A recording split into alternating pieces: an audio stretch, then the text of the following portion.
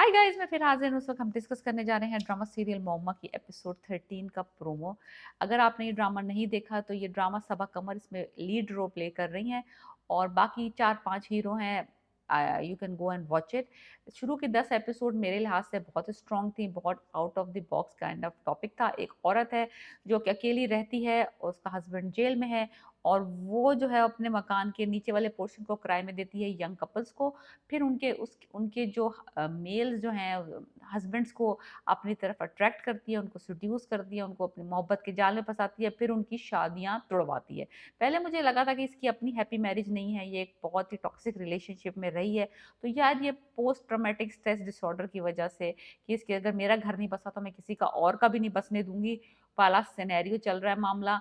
और ये इसलिए लोगों की तलाकें करवा रही है और ये चाहती है कि सारी मर्दजात जो है वो कमीनी है, सब औरतों को इनसे निजात दिलवाऊंगी। मैंने ये फैसला किया है। ऐसा कुछ नहीं, मुझे अगली 11th और 12th में ये एहसास हुआ कि ये बंदी सिर्फ औरतों के हक में और औरतों की मदद करने के लिए ये कार्य खैर नहीं कर रही है।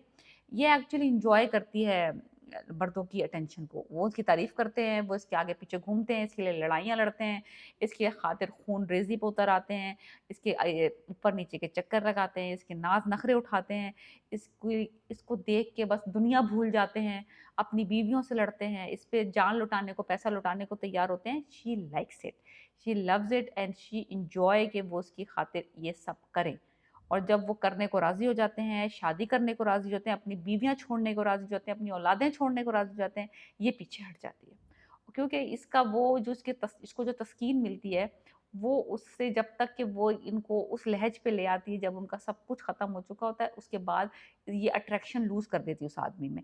वही कुछ हो रहा है। अब इसको ज्यादा एफर्ट तो डालना भी नहीं पड़ा जुनेद और मायरा के केस में। जीशान वाला थोड़ा सा केस डिफरेंट था, लेकिन जुनेद का तो मुझे लगा एक आध दो सेटिंग सेटिंग की है इसने, उसके साथ बैठी है तो एक दफा फोन पे बात की है और वो बंदा already ready to move on है विद हिम।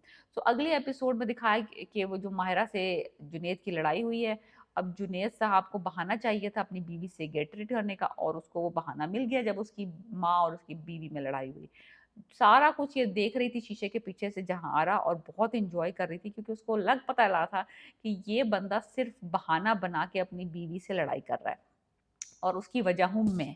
सो वो बहुत हैप्पी थी, बहुत खुश थी उनको लड़ता हुआ देख के। एनीवेज, अगला है सीन, उन्होंने प्रोमो में ये दिखा भी दिया है कि बंदा जो है रेडी है अपनी प्रेग्नेंट वाइफ को तलाक देने के लिए और उस at the same time propose भी कर रहा है जहां आरा को कि मैं आपसे शादी करना चाहता हूँ। सो ये उसी पॉइंट पे पहुंच चुका है जिस पॉइंट पे ये ड्रामा शुरू हुआ था विद द डिफरेंट गाय जीशान।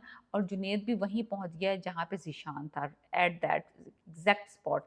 तो माहिरा जो है वो, अब देखना ये है कि माहिरा जब अपने माँ बाप के घर जाती है और वहां से कितनी ही कॉम्प्लिकेशंस होती हैं माहिरा और जुनेद के, और क्या वाकई ये तलाक कराने में कामयाब हो जाएगी जुनेद की और माहिरा की या नहीं। मुझे तो लगता है कि जुनेद और माहिरा की तलाक कराने में भी ये कामयाब हो जाएगी जहां आ रहा, बिकॉज जुनेद इज बिल्कुल उसी पॉइंट पे जिस पॉइंट पे जीशान था।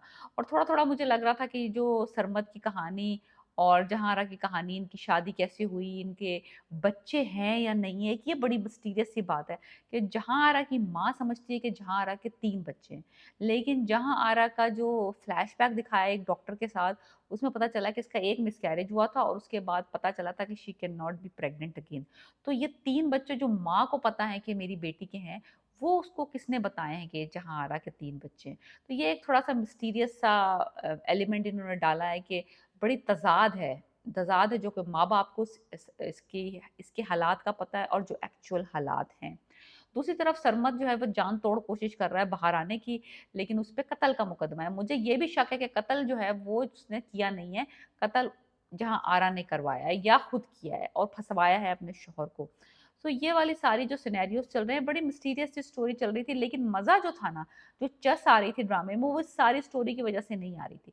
स्टोरी की जो मजा आ रहा था वो वही आ रहा था जब वो उन लोगों को आदमियों को अपने जाल में फंसाती है, अपने पास बुलाती है, उनके साथ बैठ के अदाओं से बातें करती है, आवाज चेंज, माहौल चेंज, लाइट डिम, खाने पीने की अच्छी अच्छी चीजें, ड्रेस्ड अप, खुशबुएं लगा के पूरा वो जो एक माहौल सा बनाती है, वो वाला जो देखने वाले सीन्स थे। और आदमी फ्लटर हो रहे होते हैं इसके सामने बैठे हुए, हाथ पांव, like they are so intimidated by her.